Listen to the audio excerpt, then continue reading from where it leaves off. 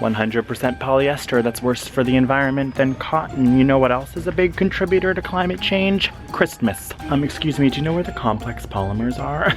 Wait, they're everywhere. When my kids are bad, they're getting wind turbines and solar panels in their stocking as an alternative to coal. This is my impression of your teacher doing the infamous experiment showing the rapid decomposition of hydrogen peroxide using potassium iodide, aka elephant toothpaste.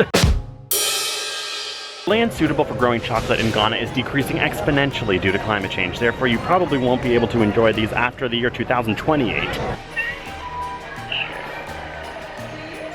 Wow, AI technology has come really far. Refraction of light, I'm gonna buy it. Child psychologists think that if you are spoiled as a kid, it leads to increased bouts of depression and anxiety. So I call this the will need a therapist section. Hydroxyl group, hydroxyl group, hydroxyl group. I'm definitely gonna buy it. I'm polytetrafluoroethylene, your glue. Things don't stick to me, but they do stick to you. Burn. Oh god, what a waste of energy. Did you know that contrary to popular belief, actually more UVA and UVB rays get through shirts that are white than black? Essentially, you would get hotter in this one, but you would burn less. But you'd be warmer.